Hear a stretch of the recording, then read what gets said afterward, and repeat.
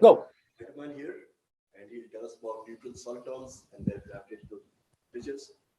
Okay, great. So yeah, first I would like to thank Yosif, Nick, Maxime also for organizing this great conference with Brio again, and also for the opportunity to talk.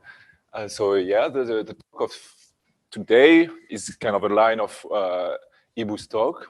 We'll try to construct new solitons from integrable structure in Einstein equation in supergravity framework that are interesting physically. So they are neutral and made of non-trivial topology in flux. And then we will ask if they are in this case, what kind of gravitational signature we can expect from them. Okay, so a bit of history first. When GR has been derived, one of the first thing people have tried to do is to understand what are the typical object you can make out of the theory. What object can arise from pure gravity degrees of freedom just from Einstein equation in vacuum. So it was just 2 years after Einstein wrote down the Einstein equation that the first main solution has been derived, Schwarzschild, which is a black hole solution made of a singularity and an horizon. And then a lot of people try to understand what kind of other object you can build there. And there have been essentially strong no-go theorem suggesting that in general relativity, you can get only black object. Then there are further development by adding new degrees of freedom on top of that. You can add scalar fields, you can add to get boson star, a new solitonic object. But here the line we will follow is going towards string theory essentially and low energy limit of string theory. So if you add extra compact dimension and now consider KK theories of gravity, you evade the non-uniqueness theorem, such that you have a way more larger variety of gravitational objects, so objects made of gravity degrees of freedom. So you can build non-trivial black holes, black rings, strings, etc. And also geometries which are made of non-trivial topology playing with those extra dimensions, which are then bubbling geometry, kind of Euclidean version of Schwarzschild and bound state of it. Then a step further, if you add electromagnetic flux to this setup, you end up in low energy limit of string theory, like supergravity framework, where here you can build a non-trivial geometry that manifests as coherent states of quantum gravity. And here, I mean, there is a plethora of solutions, essentially constructed from supersymmetric assumption. So it's mostly the first bold proposal and the Microstate program, where a lot of families of various coherent states have been made.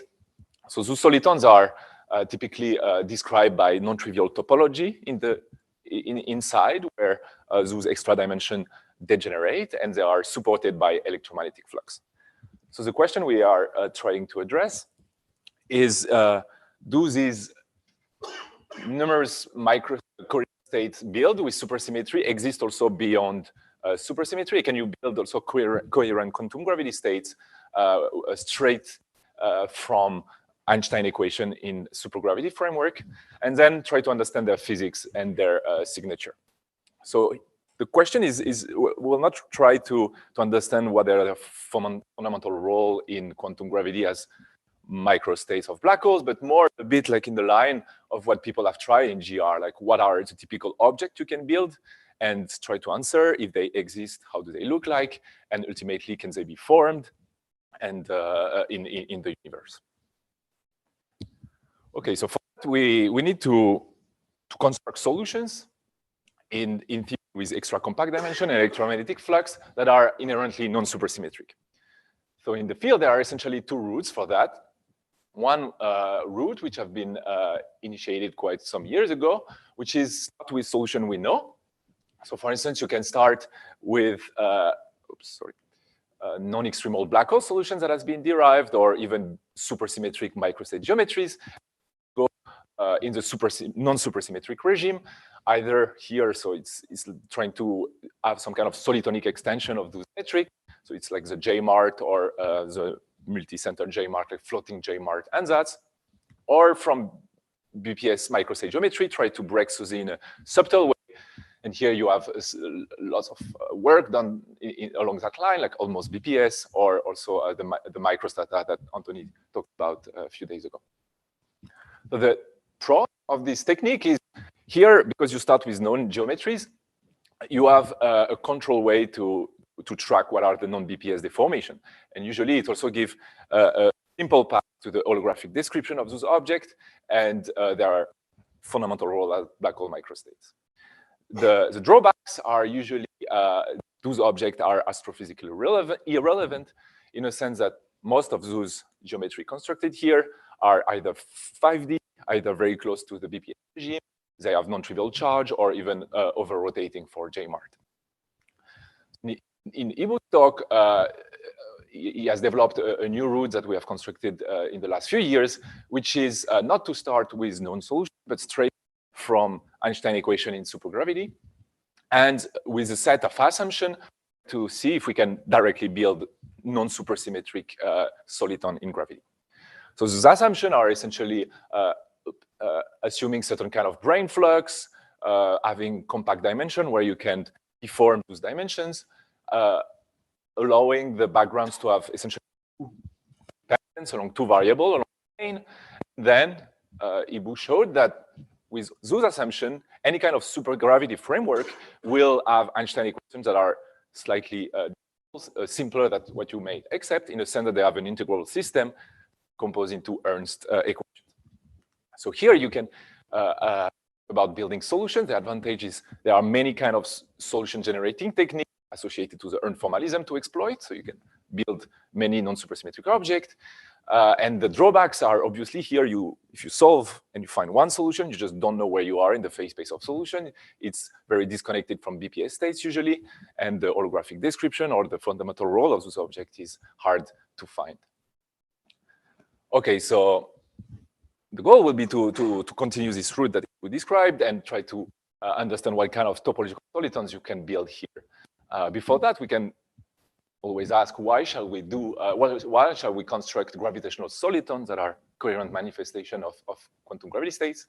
So before, I could just answer, it's because Ibu is paying me for that. But now I need a better...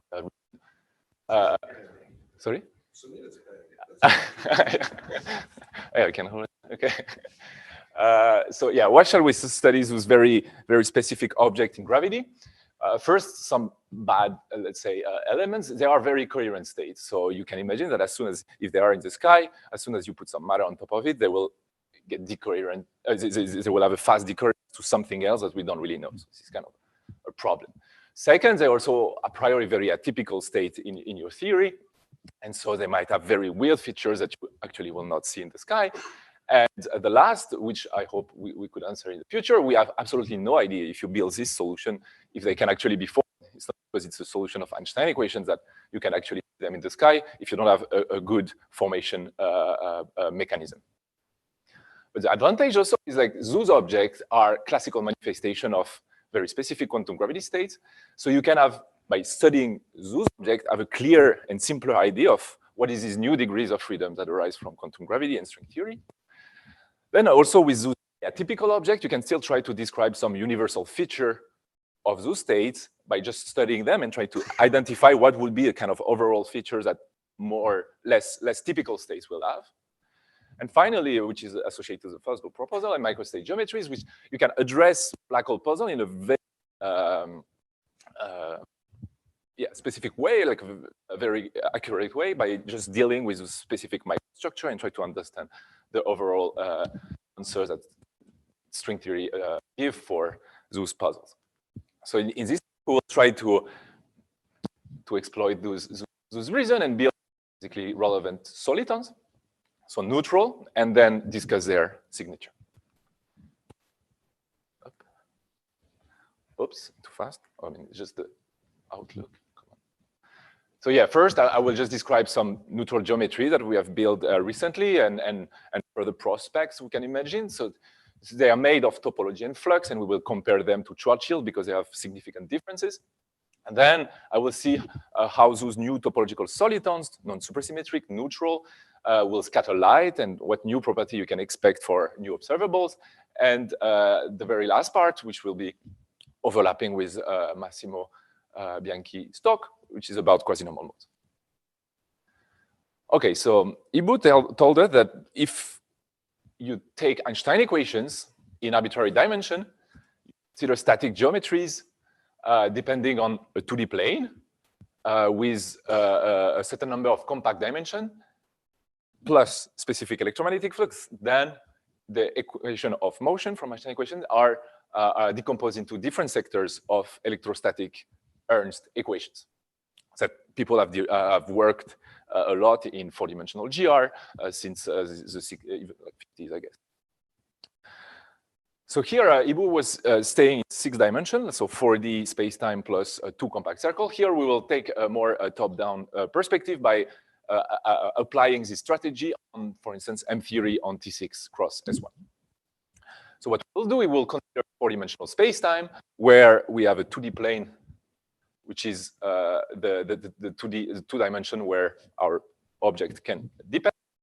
We have an angle phi, which is an axis in asymmetry, in an isometry, sorry, a time t, and then you have an S1 where, like, we add some kind of gauge field, like you can carry some kk charge, and the T6 will decompose in 3 orthogonal T2s, like a bit the microstate geometry multi-center solution, where each of the T2s can have non-trivial M2 brane flux on top of it. So at the very end, we have 4 types of charge sector, M2, M2, M2, KKM, and applying the strategy here, sorry, we have observed that indeed Einstein equation decompose into several sectors of Ernst equations, and we can solve them independently to build new objects. So the nice point about that is, like, Ernst formalism tells us that even if the equations are non-trivially coupled, if you fix data of the sources on the z-axis of your solution, which is here, you can solve entirely the system of equations. So the only thing we have to do is to fix some sources and then solve the equations. So what kind of sources we can have in this setup? So first we have BPS sources. So Ibu talked also about that, which is just point sources on the z-axis. Here, because we have non-trivial flux, you can either have a BMPV black hole static with 4 charge, or also if you turn on some flux here, you can make Z1 shrink at a point, and you will have a top net center. So this is the typical sources you can have, which are BPS. But you can have you can extend BPS arbitrarily far by adding, Ibu said, a non-BPS source, and they will be usually extended source on the line, which are road sources.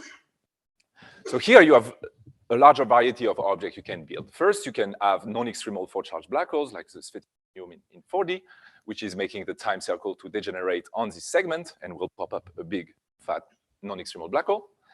But you can also make a similar strategy, make this S1 to shrink on the segment. This will create a KKM bubble, which carry non-trivial monopole charge. Or at the end, you can make some non-trivial M2 KKM bubble by forcing one of these T2 circles to degenerate. It will source also non-trivial charges. Yeah, please. I think the thing is here.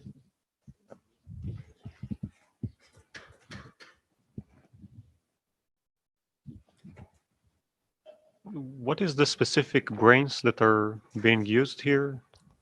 The 0 branes, the 2 branes?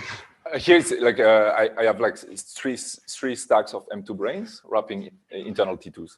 So can I think about them as fundamental strings in the 10-dimensional string theory? Yeah, you can dualize to F1P, I guess, or stuff like that. Yeah. Okay, thank you. Yeah, you can also build a solution in various frames, and I think the one you're working with F1P, you can also do it. Okay, so this is the stuff we can have on the source, and then thanks to this integrable structure, you can solve entirely and build a non-trivial, non-BPS solution.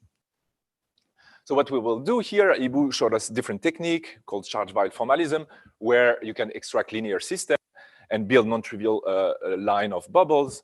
The main drawbacks was that the mass over charge ratio of each individual was constant, so you cannot build a neutral guy. Here we want to build a neutral object, so what we will do is put aside the charge-wide system, the linearity, and go back to the Ernst formalism and scattering method and put ingredients such that the overall system is neutral. But the first thing we can do, which is the simplest, is to nucleate in the space-time a vacuum bubble, which is known from quite some time. It's just the Euclidean version of Schwarzschild. So the solution is as follows, and I mean, I have way too much ingredient to just describe this solution. I have a T6. I just make one of my circle to degenerate somewhere at r equal to L, such that, I mean, just this part is a Euclidean Schwarzschild, and I have a time direction, which is without redshift. So this solution is well known, and regularity at r equal to L, which is on a segment of my rho z axis, impose L to be of equal strictly to twice the size of the extra dimension y0, which is just the periodicity of this extra dimension. So this is a nice solution, but the problem first is that if you 4D, it produces a kind of a black hole, but a very singular one, in a sense that everything degenerates. You have a scalar on top of it, and at r equal to L, okay, you have a time-like killing vector that is vanishing, but it is a singular solution, essentially. Second, also, like those objects are kind of too big compared to a black hole. In a sense, the sphere size at the r equal to L locus is L, while the mass, if you derive the mass in 4D, it's L over 2. So you have kind of twice the Schwarzschild radius. Second is that also a redshift, which is too small compared to Schwarzschild, because it's square root of 1 minus L over R, so it's not as strong as Schwarzschild. Third, it's a microscopic object in a sense that the size of the object naturally scale with the size of the extra dimension.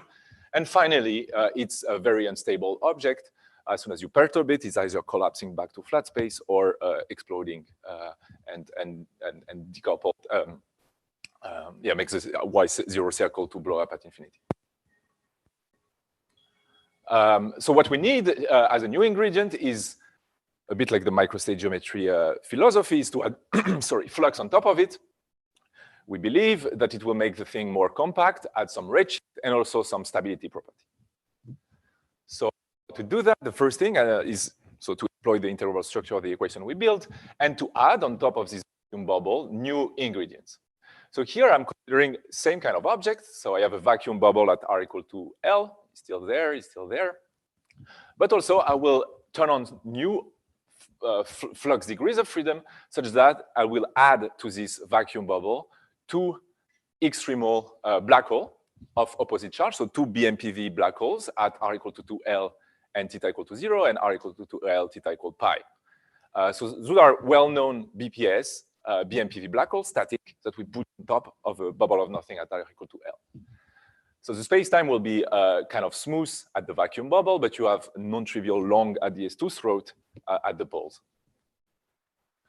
So thanks to the Ernst formalism mechanism, we can derive the solution entirely. So here I didn't give the four form flux, but you can also derive them. It's a set of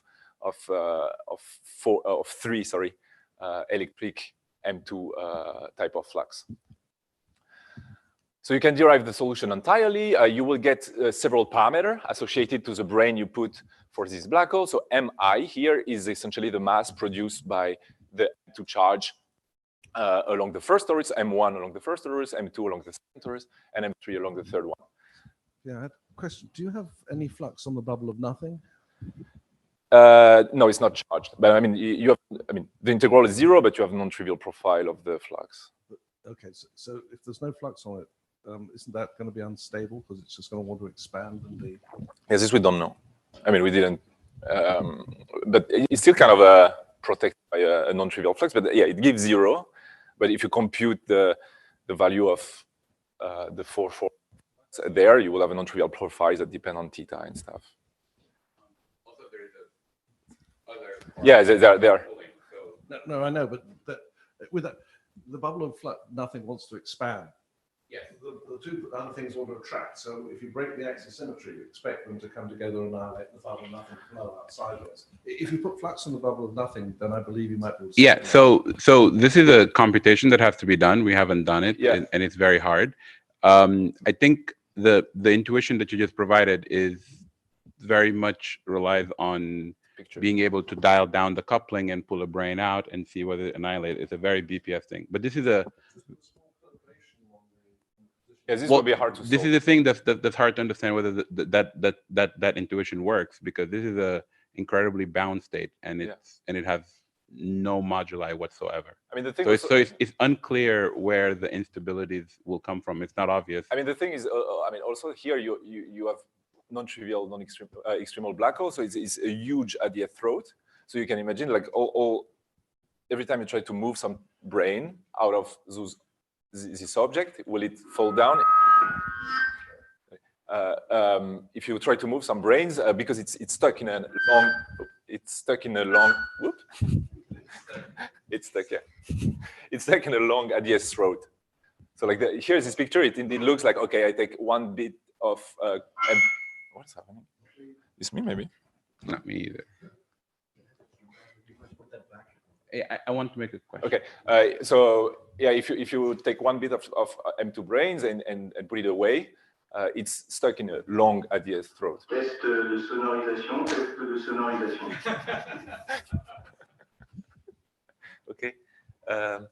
So yeah, so I mean, this picture really seems that it's unstable in the sense you move a bit, you will fall. But here you should see that it's long IDS2 throat, so they are kind of trapped there. It will be very hard to move away.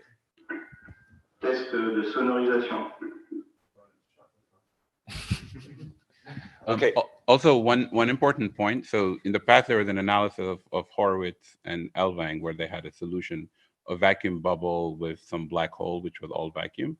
When they did that analysis more carefully, the bubble is expanding, but it's somehow expanding inside the black hole to the singularity. So this is a weird bound state, which is hard to know. It's like the intuition of the instability is not obvious to me. By the fact that it's down the bottom of the throat, that might well stabilize it. Yeah. So I mean, the solution are given in terms of mass parameter, mi, which are essentially the mass of the M2 brains you put at the different center. As you can see, at r equal to L here, I forget the square here, but at r equal to L and theta equal to 0 or pi, Z blows up, and just indicating that you have an extremal black hole there. This function H here is just telling you that because we do a kind of a non-extremal bound state of BPS and anti-BPS object, you have a non-trivial effect on the base, which is not anymore flat, essentially. So this is kind of the factor, but as soon as you turn off the brain object, so M equal to 0, you go back to the vacuum bubble. So you can compute the charge at each of the extremal black holes, and they are essentially proportional to the mass, which is like what you expect from BPS object. But it's quite interesting to note that they have also a non-trivial square root, which depends to the the distance between the two centers of this ratio. So usually when you do BPS object, you expect the charge equal to the mass, but here, because they are BPS and anti-BPS, the charge is not equal to the mass. There is a non-trivial effect here, which is just due to the fact that you deal with a bound state, and you have a part of the energy that goes into the binding energy of the system. So that's why you have such a difference between just multicenter BPS object. The mass is of the overall object is a mass of the vacuum bubble plus the mass of the brains at each of the centers. Yeah. Yeah, question there.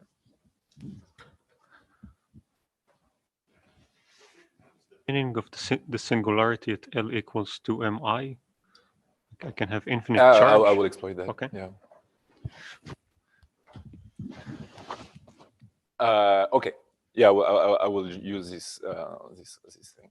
So there are still regularity condition at the bubble locus at r equal to L. This will fix again the size of the extra dimension where the bubble make it degenerate in terms of the internal parameter. Once again, if you take mi equal to 0, you go back to the vacuum bubble. Okay, so here I'm dealing with an object which is entirely neutral and almost smooth. And as I said at the beginning, I want to build a soliton which is entirely smooth, but here I have two extremal black holes on top of a vacuum bubble, so it's not entirely resolved. So the way to resolve it is either we have essentially two routes again, because we are dealing with a charged BMPV black hole. You can either use the known microstate geometries like superstrata or multicenter solutions to put them the IDS throat where you have the object and to entirely smooth the object. Here the thing is even if they are deep inside the IDS root, they will non-trivially couple. So you will need some numerical methods to get that. But a priori, you can use known BPS microstate geometry to solve it. The other route that we are essentially using is to use integral structure again and to blow up near BPS bubbles at the poles and to replace these extremal black holes by some chain of M2 KKM bubbles. And here you can get directly the solution, and we give them in the paper we have been written. Okay, so you can build from this non-trivial bound state of black hole, extremal black holes. A priori, the routes to build entirely smooth object is kind of straightforward. It can be tedious, but it's straightforward. Okay, so before I was telling you that the vacuum bubble we start with has a mass which is equal to y0. Essentially, the size of the object was microscopic. Here, we want some astrophysical object. So we want an object where the mass is much bigger than, than Ry0. And as you see, and it has been already noted, like if you take L very close to 2m, you will be allowed to have Ry0 incredibly small, while taking L very big will still give a very massive object. So we'll be interested in a limit where L approach 2m. So we will take L close to 2m, and see, which will give a total mass way bigger than the internal scale. And we will take, for simplicity, all the charge to be equal. So the ending geometry will have this form. Here I just simplify that 1, Z2, 3 are equal, and the T6 is perfectly rigid. So assuming that, we'll fix some parameters. You have essentially one parameter family. You can compute, because it's extremal black holes which are macroscopic, you can compute the entropy of this individual, and you will find that one black hole at the entropy of 1/4 the Schwarzschild entropy. Because we have two black holes, essentially the entropy of the full system here is like Schwarzschild divided by 2. Now the question is also how the geometry looks like. Here, because L is very close to 2m, there is Z will have a very simple form, which is essentially looking like 1 minus L over R power minus 1.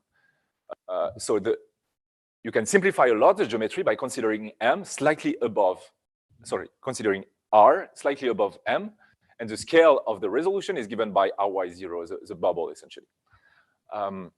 Here, our solution will be indistinguishable from a purely vacuum solution in 4D, which is a bit like Schwarzschild, but not totally, in a sense that you have a one-parameter family in terms of M.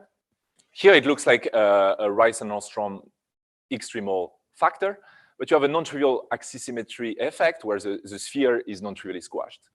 But at the end, our solution is completely indistinguishable from a very small scale above an horizon at R equal to M. You see, you have an horizon, but it's a vacuum black hole with a singular horizon at R equal to M. Indeed, you can see at R equal to M, this phi circle blow up, the theta circle shrinks, so you have a non-trivial squashed sphere, essentially like getting like a pizza form.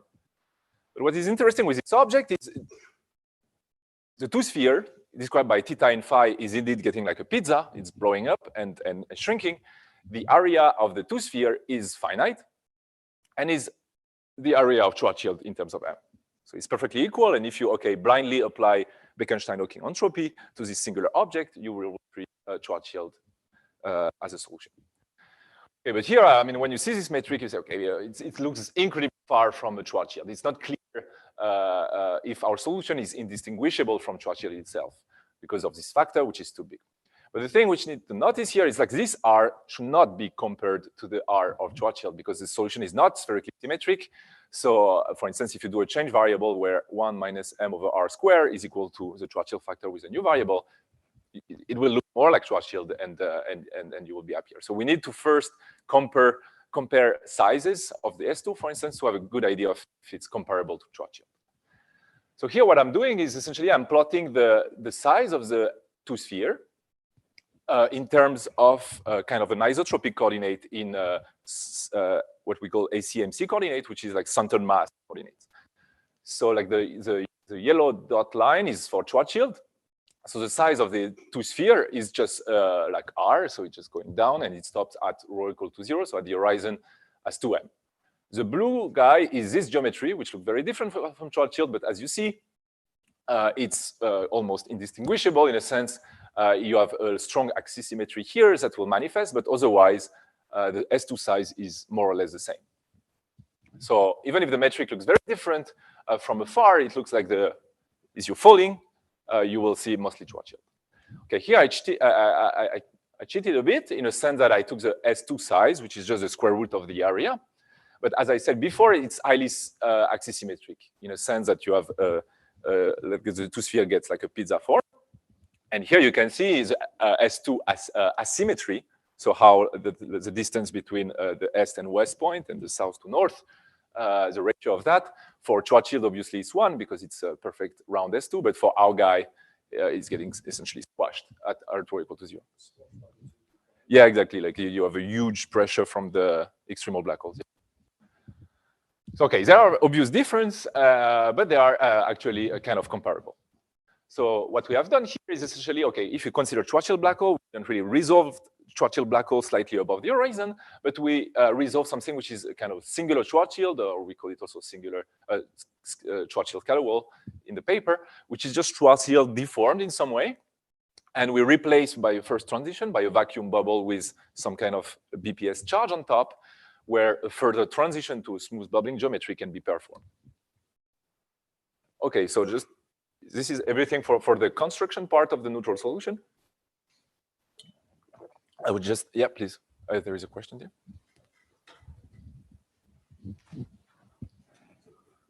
Just scalar of the solution as a function of the radial coordinate. Is it singular at some position? I mean, you have some in 11D for the approximated guy here. You mean, yes. Or for the full soliton? Let's say like a full resolve. Can you comment about both? Okay, for the singular guy, I mean, it has a non-trivial. It's vacuum everywhere essentially, but you have a source at R equal to m, which is making the horizon singular, but it's vacuum, so it's 0. For the resolution, it looked like vacuum, but at R equal to m, you resolve by this non-trivial flux stuff. So you have R mu nu equal to T mu nu essentially, where T mu nu is with M2 flux. So is it really a vacuum? Don't you have some scalar profile? No, this one, yeah, this one is not the paper one. Come on. This solution is perfectly, like the T6 is incredibly rigid.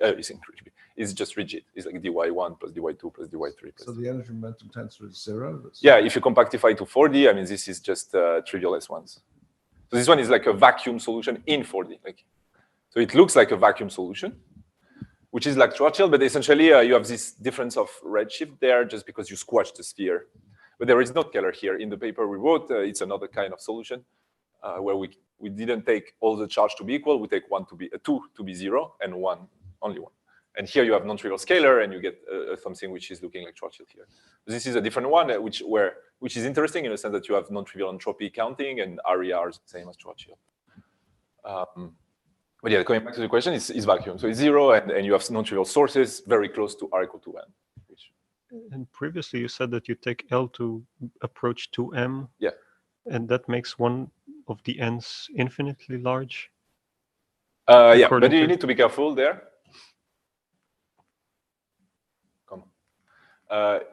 Here you have a factor Ry0.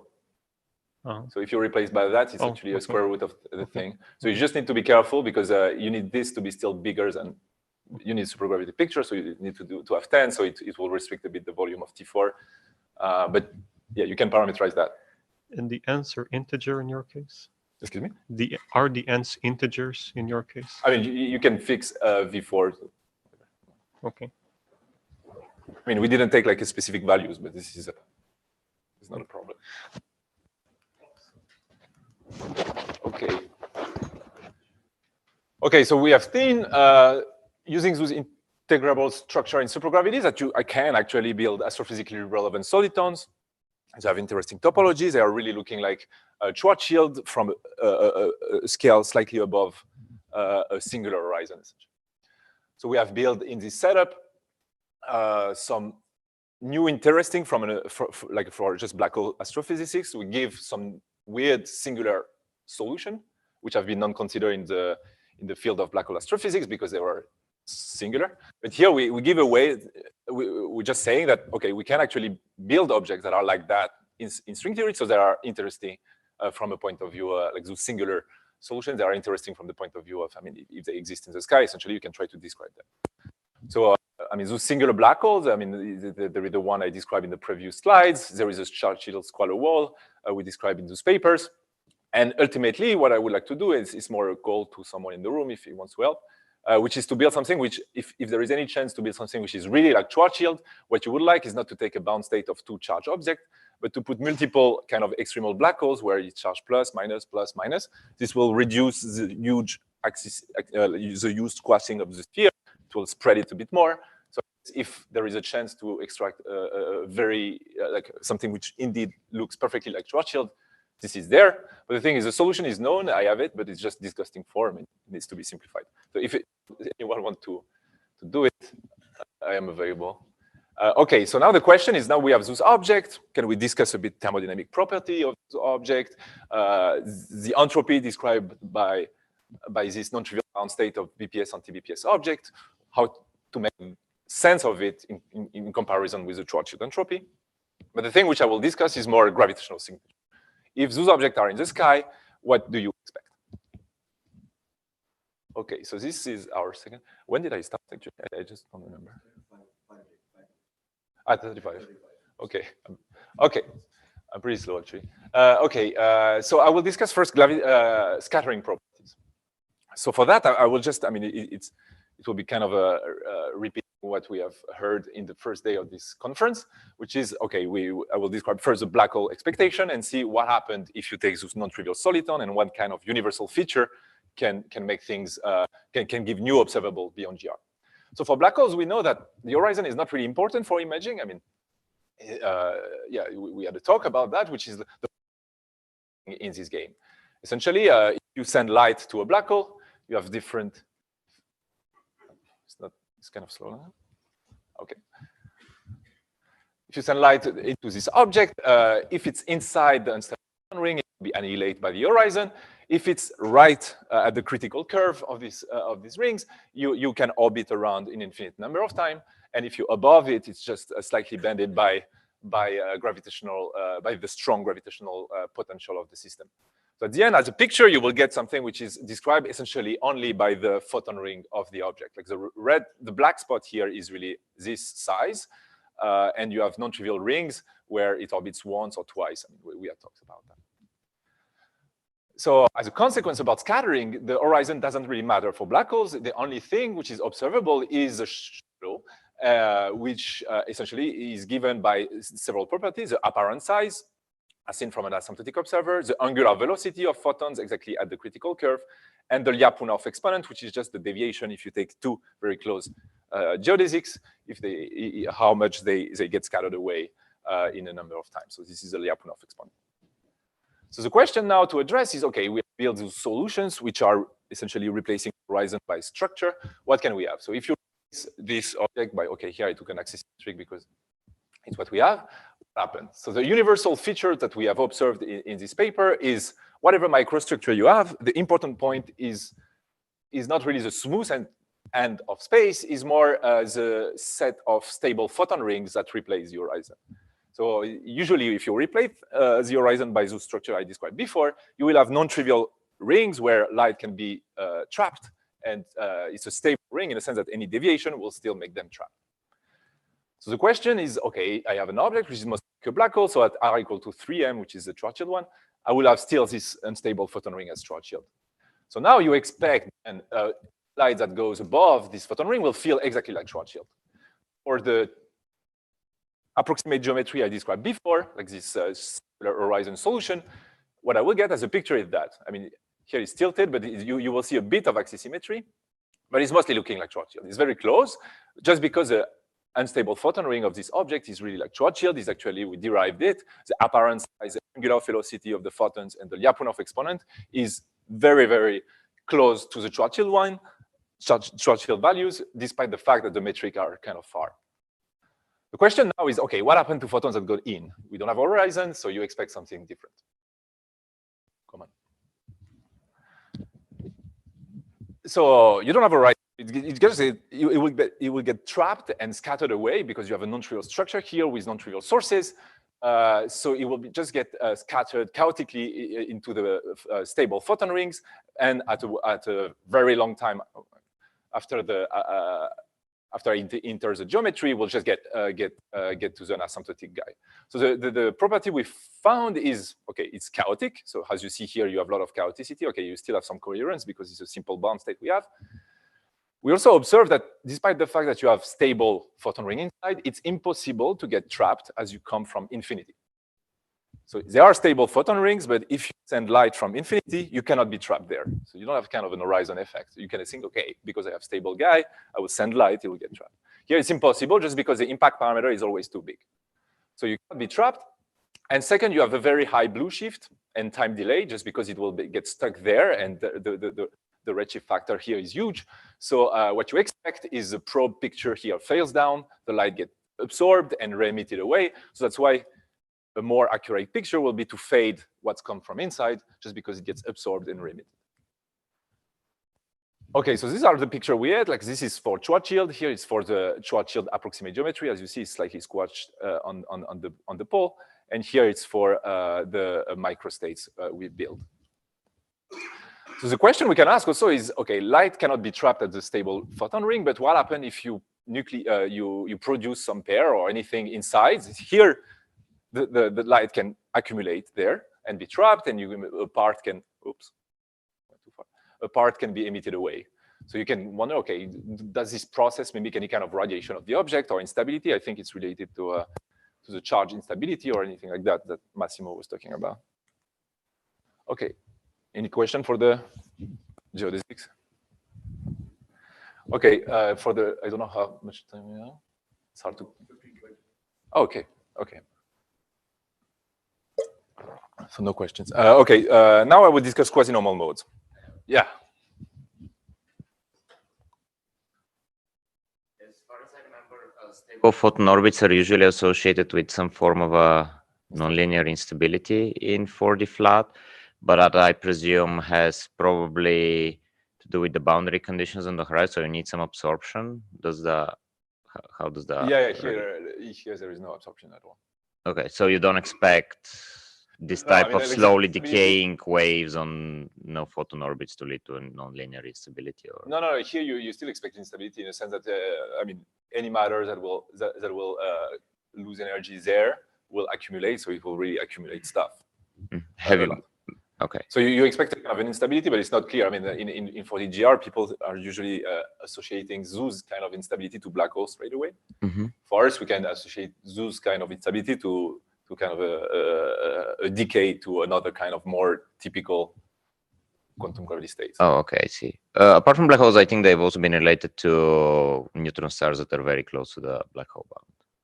Sorry, the nonlinear instability that you said that people mostly associate with black holes, I think it's also can be shown to is expected to hold for neutron stars that have mass more than 3M or something. I see. Yeah, but here is because in GR you don't have a lot of objects where it can decay. But for us, I mean, just the fact that we have a lot of those solutions, it's possible that you have a non-trivial. If you indeed accumulate, you have a non-trivial transition to move along the phase space that all its span. Yeah, that's what. Yeah. Okay, thank you.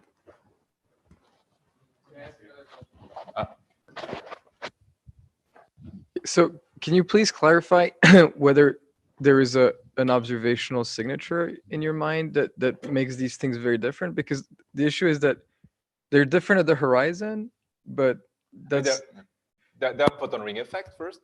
I mean, right, but that's the same, right? Because the physics here, the solution we have built, you see, it's not the same. But the thing you will need a very good, like say, telescope to make the difference.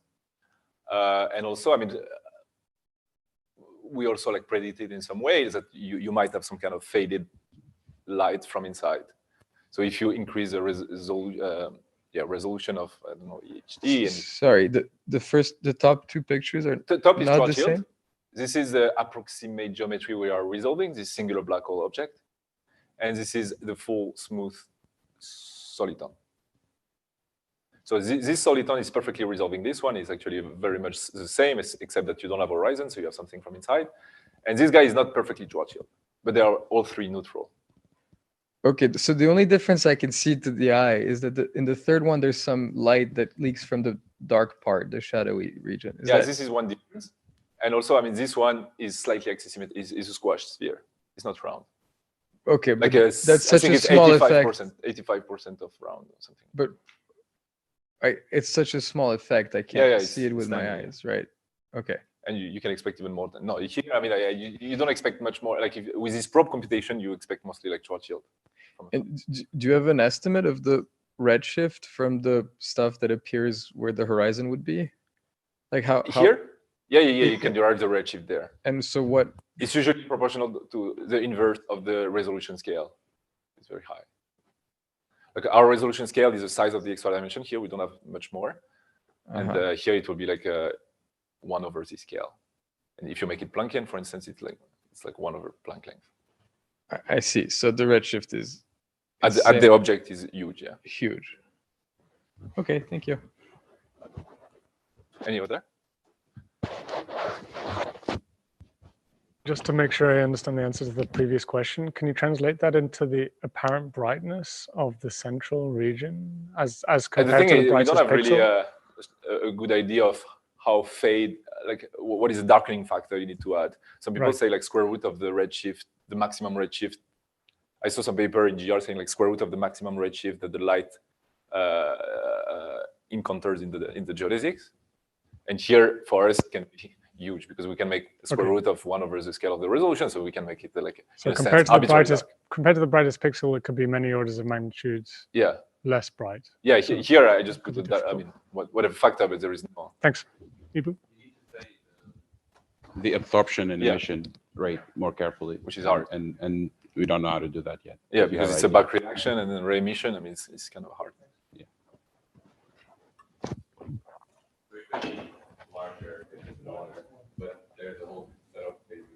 Yeah, but I saw in GR some people saying like it's usually square root of the redshift. But I guess it's very hand wavy. Yeah. And here it's not GR object, you have a non-trivial, so it cannot be absorbed. I mean, it can be very different, yeah. Okay, about quasi-normal mode now. So we discussed geodesics, so quasi-normal mode just like one step further. It's kind of more interesting for gravitational wave physics in a sense that, as we have heard on Monday, the ring down phase of a gravitational wave signal is usually described by this quasi-normal mode. So once again, we'll try to understand a bit what's going on for black holes before trying to replace the horizon by our object and see what kind of deviation you can expect. So usually, for simplicity, you study QNMs by just studying scalar perturbation, which is slightly restrictive. And in most of the, here I'm talking about static black holes, just to say. In most of the background, you have a separation of variable in the sense that you can have a radial part and an expansion in terms of spherical harmonics, where here exponential I omega t, omega has a real part, which is a normal frequency, and an imaginary part, which is a damping frequency in a sense, how damped the mode get, how long you should wait that the mode start to be close to 0. And everything, at the end, everything reduced to a kind of Schrödinger equation in terms of k. All the physics of the mode is given by this k function, the radial profile of the quasi-normal mode. And so this Schrödinger equation is described by a potential here called V. So for black holes, this system is like static black holes. You can decompose the mode in first slowly damped mode, in a sense that modes that can live for quite a long, in a sense that the imaginary part, so omega I, is much smaller than the real part. For that, you can describe here this potential as a real potential. So you apply WKB technique because everything is real. So you can derive, plot a potential, a real potential. You will have usually a barrier there, where the top of the maximum of this potential is usually the locus of the photon. And what you want to do is imposing boundary condition at the horizons on the left and at the asymptotics on the right. And imposing that will fix omega into a tower of frequency, essentially. So applying WKB, you will get frequencies that goes like omega, the angular velocity of photons at the shadow, and lambda is the Lyapunov component. So once again, the horizon doesn't matter too much, apparently, even if you impose those boundary condition. All quantities that the spectrum take care of is the photon ring. And yeah. So after that, you still have numerous QNMs, where the imaginary part is much bigger than the real part. So modes that will usually oscillate less than the time it will be So it's not really a mode I think maybe you compare, but modes that matter a lot in the time domain. In the sense that they get annihilated straight away as soon as you evolve. But still, you can derive those modes using lever technique, and you can find the full spectrum. But once again, for static black holes, the main thing to note is here, the horizon still not to matter again, and everything is governed by photon ring. Okay, so the question we'll address is the same for geodesics. What happens if I take my black holes and I replace by some of the objects we have built, which is just microstructures characterized by stable photon ring inside? So you expect first, because you have the same photon ring, that you will have some kind of black hole modes. In a sense, mode that localize at the photon ring, because it's the same. You expect the frequency, the real part of the frequency for the soliton to be the same, because it's the same oscillation. But it can be different for the damping. Here you have an horizon, here you have a microstructure, so you can expect maybe a difference in those black hole-like modes. But second, here we have now some microstructures, stable photon rings, so you expect also additional modes, which are what we call microstructure modes, which are modes that localized inside, that will be very trapped because it's stable rings. So you expect object where the imaginary part is almost zero, which are additional modes that you find for the black hole. Okay, so the goal will be try to illustrate that and give some kind of a calculation on top of it. So for the generic soliton, like the neutral guy, bound state, etc., it's very hard because it's not separable, it's axisymmetric, and it's a nightmare. So what we will do is like the same thing that Massimo did, is to use a good prototype of this object. It's called the topological star, and Ibu talked about it also yesterday. So the nice thing about topological star is here the solution, the equations will be separable, so you can deal with it. Second, it has all the ingredients we need, all the universal features we need, which is all those non-trivial photon rings. So you will have two types of topological star. One type, topological star 1, which have only one photon ring. I will come back to that. And second type, which has 2 photon rings. The problem of those objects is, okay, they are good prototypes, but they are not neutral. They are charged. They are very coherent objects. There is no chaoticity, etc. So you will put under the rug a lot of ingredients that a priori are interesting, but it's still a nice first step. So the first thing we will study is a topological star called 1, in a sense that it's a space-time which is just described by an unstable photon ring, like a black hole, but you have nothing inside. It's stopped there. The structure of the soliton is just at the photon ring. But you cannot, with this object, try to understand, okay, in the black hole computation, it seems that the black hole horizon doesn't matter. Here, with this object, where there is only one unstable photon ring, there is no horizon, you can also address this question. Does the QNM feel any difference? Because there is no photon ring, so there is very different boundary condition. So here, there is no stable photon ring, so the scalar potential is a bit like a black hole. In a sense, you have a bump where the maximum is usually around the here. But the thing is, you will not imply ingoing boundary condition, but you want regularity there because it's not oscillating, and you want outgoing boundary condition for the QNM. Yeah, here the thing is the origin is exactly at the photon ring, but yeah, you want regularity exactly at the solid. Yeah, which is here. It appears to be the ring.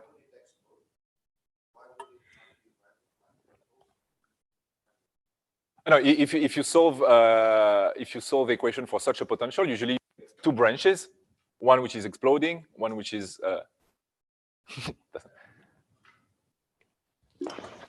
I mean, you get a potential which is essentially not negative there, so it's not oscillating. So usually, like when you have a potential at a certain value, you have exponential this value time t.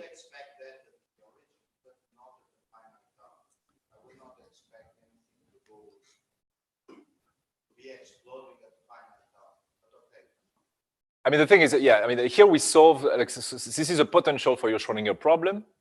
And if you solve for such a thing, usually you get different branch of solution, and you will have 2 branches here, one which is blowing, and one which is going to 0, essentially. Do you understand why? You see what I mean, it's just like a, I mean, I would expect two independent solutions. That the origin, one is exploding, one is away from the origin. yeah, no, it's not exploding there. Yeah.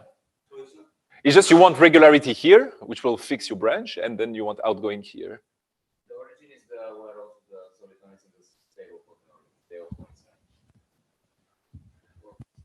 Yeah, I mean, here there is no stable. Oh, sorry, It's at the origin you can explode essentially, but not there. Yeah, I mean, once you fix the wave there, everything. If you take the branch which is not exploding, it will not be exploding anywhere. Yeah. So the thing is, the potential is really like a black hole, but because you impose very different boundary condition, you can wonder, okay, the QNM will fill it. But what we found is actually they don't fill it at all. So even if the wave is very different, the WKB technique applied to those slowly damped modes, the one where the imaginary part is small, you will get exactly the same spectrum. Omega is angular velocity at the photon ring, lambda is a Lyapunov exponent.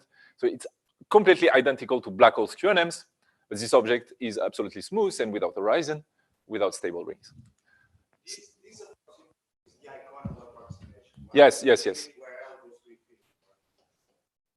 Yes. This is the iconal approximation. Yes. So this is a WKB, is the leading order WKB result. What happens if you go to the next order in WKB? Do you see a difference? Good question. I don't know. Yeah, I would say no. I mean, we apply. It's still different. Like when you apply WKB to any kind of potential that has this form, it's still a bit different than the peak value, like the usual formula for black holes.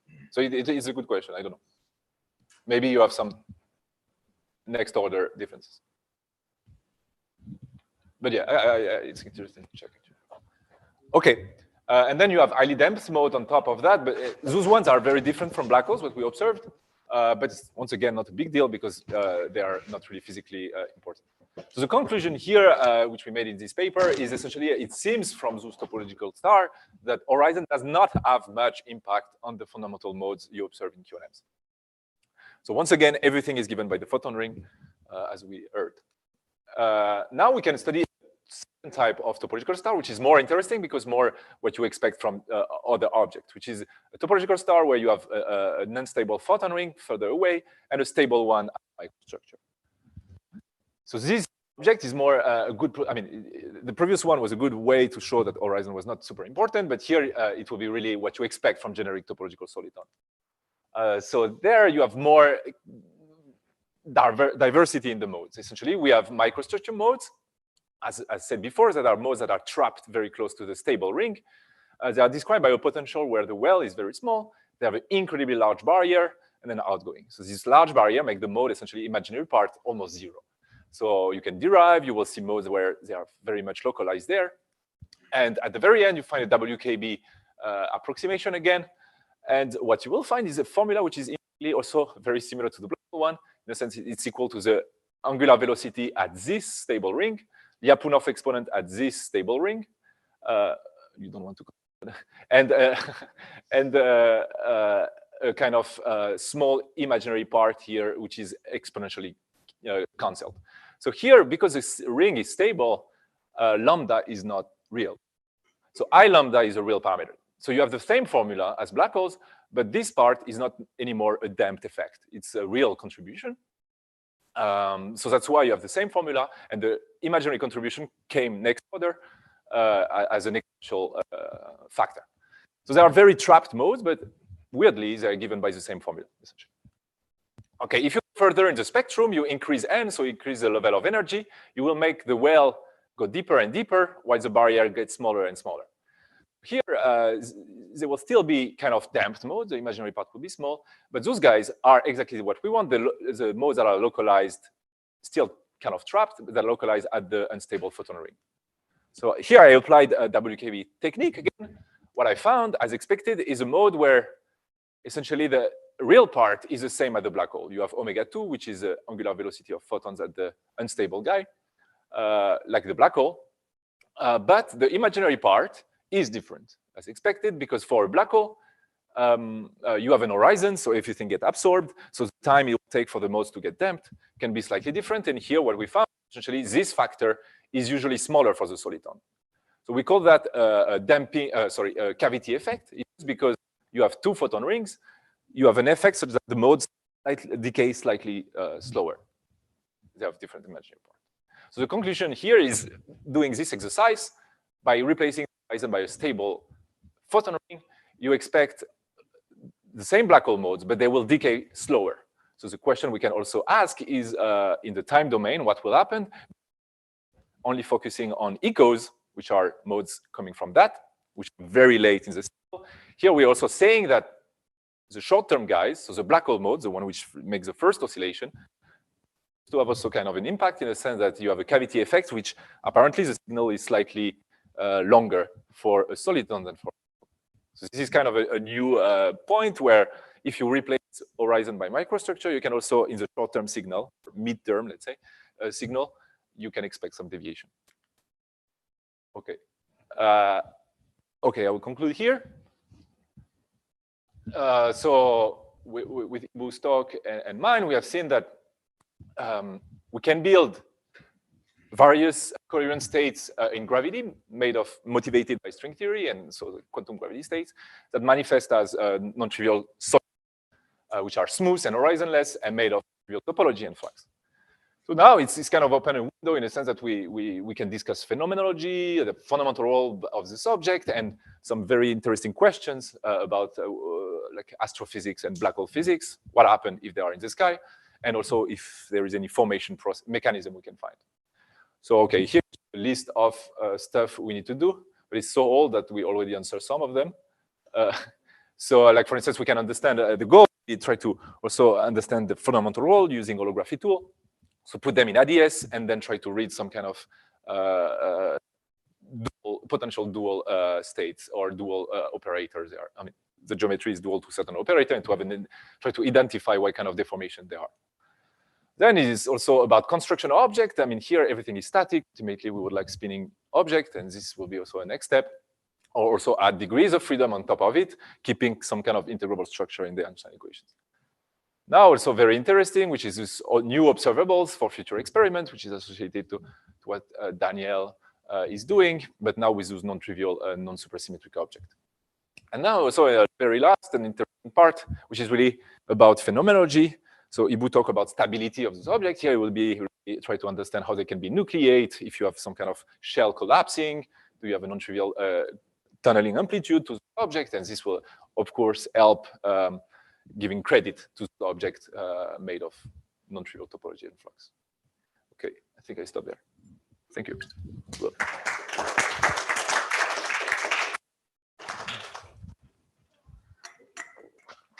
More questions?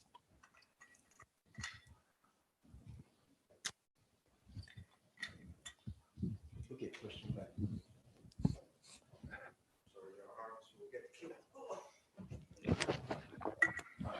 So if you mentioned adding spin, so if you add spin, can you go back 2 slides when you add the potential well? So if you add spin, probably you will get an instability due to the fact that you have a well, because you can get trapped modes, and you might have some there might be this negative energy, this ergo region instability that is also present in the Gemart solitons. I mean, I think Gemart is also due to the over-rotating thing, right? No. Okay. Yeah, and and you have a potential well that can trap negative energy, so you can confine, you can have negative energy states growing up. Yeah, it's definitely possible. Yeah. So. But I mean, those type of instability are not really problematic. Right? Say it again, sorry. Those type of instability are not really kind of. It's not a rule-out argument for. I mean, in the sense that. Oh no. Yeah, exactly. I thought. Correct me if I'm wrong, but I thought that Massimo's talk contained the third part of your talk about quasi-normal modes. Yes. He also predicted them numerically, not just using the WKB approximation. Okay. Yeah, I mean, it did exactly the same derivation as this one. So here I'm just classifying a bit different than what he did, and he's applying a different method. For me, I just applied WKB and liver essentially. But at the end, we study the same object. Yeah. Okay. Any more questions? Okay, if not, let's thank the speaker again. So we reconvene at